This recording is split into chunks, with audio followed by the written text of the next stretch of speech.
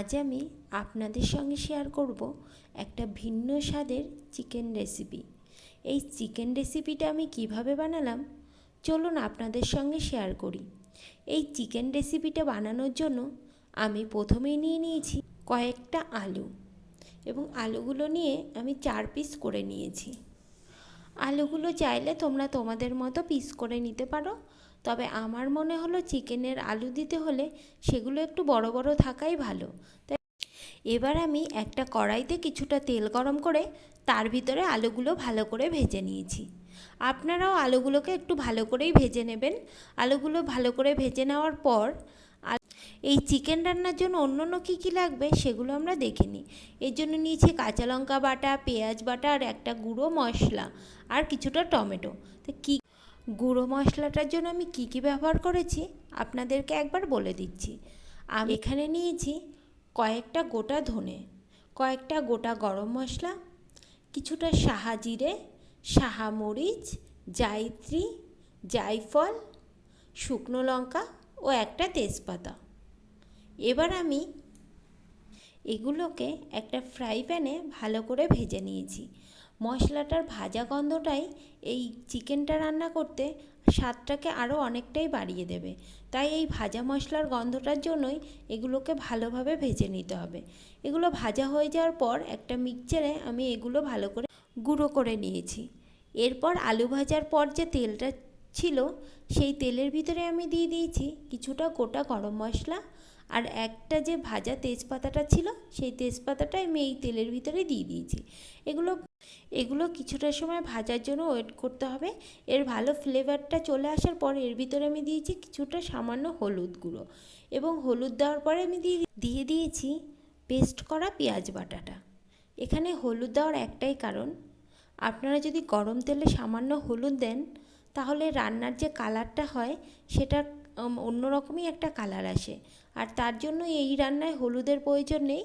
চাইলে আপনারা গরম তেলে সামান্য পরিমাণ হলুদ দিতে পারবেন, আমি যেভাবে দিয়েছি। এটা এবার আমি ভালো করে ভেজে নেব পেঁয়াজটা যদি ভালো করে ভাজা না হয় তাহলে তার থেকে একটা গন্ধ বেরোবে। তাই আমি ওয়েট করবেন যাতে পেঁয়াজটা ভালো করে লাল লাল করে ভাজা হয়ে যায়।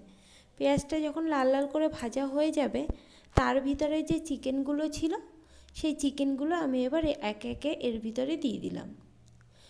এবার চিকেনটা দেওয়ার পরে আপনারা ভালো করে নাড়িয়ে কিছুক্ষণ চিকেনটা ভালো করে ভেজে নেবেন।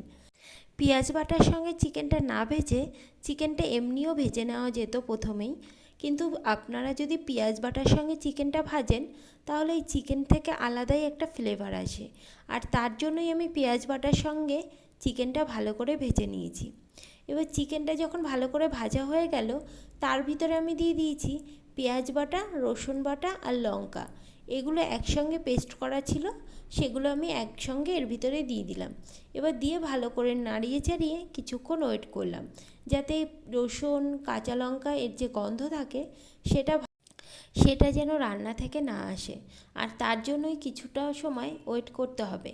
তারপরে আমি এর ভিতর দিয়ে দিলাম যে টমেটো পেস্ট করা ছিল সেই টমেটো পেস্টটা দিয়েও আমি ভালো করে নাড়িয়ে কিছুক্ষণ ওয়েট করলাম এবং যে আলুগুলো ভাজা ছিল সেগুলো এর ভিতর দিয়ে দিলাম। বেশি লেট করে দিলে আলুগুলো সিদ্ধ হতে চাইবে না, তাই আমি এর ভিতরে দিয়ে দিলাম। আলুগুলো দিয়ে কিছুটা সময় নেড়ে চেড়ে নিলাম। তারপরে এর ভিতর দিয়ে দিলাম স্বাদ মতো নুন। আপনারাও স্বাদ মতো নুন দেবেন আপনাদের পরিমাণ অনুযায়ী, আপনারা যতটা চিকেন নেবেন ঠিক সেই পরিমাণ অনুযায়ী লবণ এবং দেবেন। এরপর আমি দিয়ে দিলাম কিছুটা চিনি। যে কোনো রান্নায় চিনি কিন্তু অনেকটাই স্বাদ বাড়ায়, তাই অবশ্যই সামান্য পরিমাণে চিনি দিতে ভুলবেন না। এরপর দিয়ে দিলাম কিছুটা কাশ্মীরি লঙ্কার গুঁড়ো এবং কাশ্মীরি লঙ্কার গুঁড়ো দিয়ে আমি কিছুটা সময় নেড়ে চেড়ে নিলাম।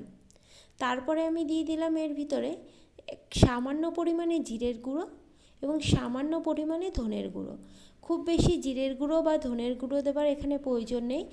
যখন আমরা পেস্ট করেছিলাম তার ভিতরে সাহা জিরে, সাহা মরিচ এবং ধনের গুঁড়ো রয়েছে, তাই খুব সামান্য পরিমাণেই দেবেন। এরপর আমি কিছুটা ঢেকে আবার এটাকে তুলে নিলাম। এটা তুলে নিয়ে ভালো করে নাড়িয়ে চাড়িয়ে এর ভিতরে দিয়ে দিলাম কিছুটা টক টক দইটা দিয়ে আমি কিছুক্ষণ নেড়ে চেড়ে নিলাম। কেননা টক দইটা দেওয়ার পর একটু ভালো করে না মিশিয়ে নিলে টক দইটা ফেটে যেতে পারে, তাই কিছুক্ষণ দিয়ে ঢেকে রাখলাম। এবার আমার ঢাকনাটা তুলে দেখছি অনেকটাই হয়ে এসছে। এর ভিতরে দিয়ে দিলাম আমি কিছুটা দুধ। এবার এই দুধটা দেওয়ার পর এটা ভালোভাবে নেড়েচেড়ে নেবেন।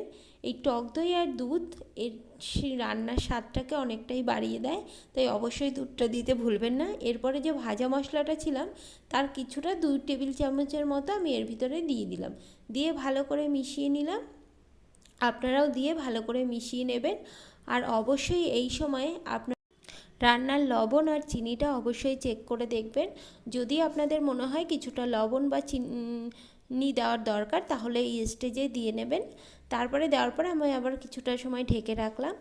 এবার আমি ঢাকনাটা তুলে দেখলাম আমার চিকেনটা অনেক রেডি হয়ে গেছে। আপনারাও দেখে বুঝতে পারছেন যে কি ভালো একটা কালার এসেছে চিকেনের। তো এটা মোটামুটি হয়েই গেছে। এবার আমি লাস্টে এটা নামানোর আগে এর সঙ্গে আর কিছু পরিমাণ ঘি, খুবই সামান্য পরিমাণে ঘি আমি এর উপরে দিয়ে দিচ্ছি, এবং ঘিটা দেওয়ার পর আমি এটাকে ভালো করে নাড়িয়ে নেব। আপনারাও অবশ্যই কিন্তু নামানোর আগে একটু ঘি দিয়ে ভালো করে এটাকে নামিয়ে নেবেন। তাই আমিও সামান্য পরিমাণে ঘি দিয়ে নেড়ে চেড়ে নিয়েছি। এবার আমি দিয়ে দেব সামান্য পরিমাণে গরম মশলার গুঁড়ো। আপনারাও নামানোর আগে চাইলে গরম মশলার গুঁড়ো দিতে পারেন, আর না চাইলে দিতে হবে না, যেহেতু প্রথমে ভাজা মশলার সঙ্গে গরম মশলার গুঁড়োটা দেওয়া হয়েছে। তা আমি সামান্য পরিমাণে দিয়েছি, খুব বেশি দেইনি, আপনারাও দিলে সামান্য পরিমাণে দিতে পারেন। এবার আমার হয়ে গেছে চিকেন রান্না। আপনারা দেখে বুঝতে পারছেন কত ভালো একটা কালার এসছে। আপনাদের যদি আমার রান্না ভালো লেগে থাকে তাহলে অবশ্যই কমেন্ট করে জানাবেন। চাইলে এই চিকেনটা আপনারা পোলাওয়ের সঙ্গেও খেতে পারেন। এই চিকেনটা কিন্তু পোলাও বা রুটি বা যে কোনো নান এসব দিয়ে খেতে খুবই ভালো লাগে। আপনারাও একবার ট্রাই করে দেখতে পারেন।